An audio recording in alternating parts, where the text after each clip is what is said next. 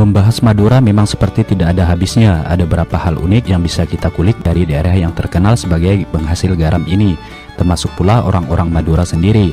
Ya, sudah lama para sakramania ini jadi pembicaraan banyak orang lantaran sifat-sifat dan kebiasaan yang unik dan menarik.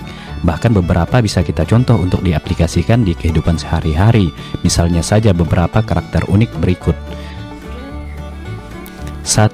Keras, tegas, berani.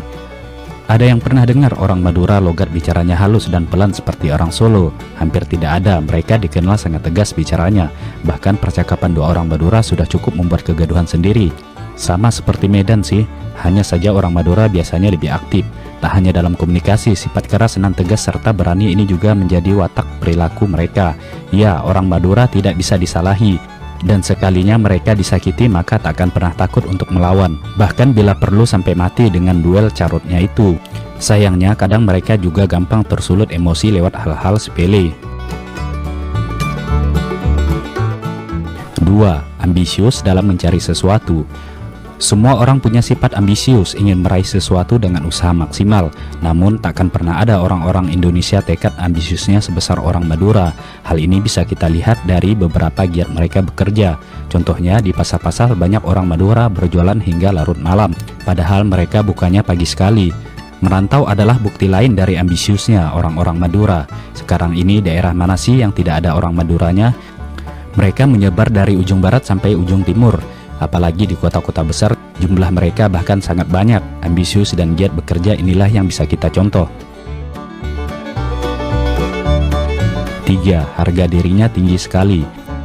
Semua orang seperti ini, namun orang Madura bisa dikatakan jika mereka ada di level yang lebih tinggi.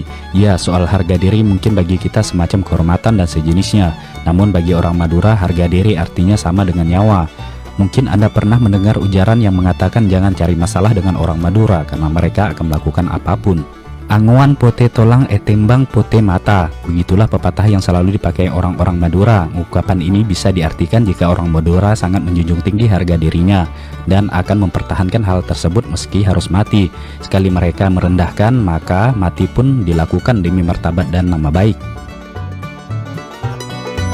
4. Persaudaraan kuat.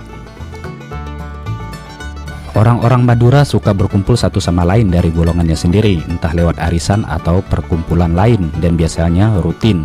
Hal ini jadi bukti jika mereka memang sangat kompak. Tak hanya di tanah sendiri, di rantauan Anda juga bisa melihat sendiri betapa mereka memang saling mendukung satu sama lain. Sayangnya, saking erat persaudaraan kadang ketika konflik mereka tidak subjektif. Tidak peduli siapa yang salah, asal ini menyangkut teman akan mereka bela bagaimanapun caranya. Sehingga tidak heran jika ketika terjadi pertikaian yang asalnya cuma dari dua orang bisa menjadi massal. 5. Perlakuan tamu seperti raja.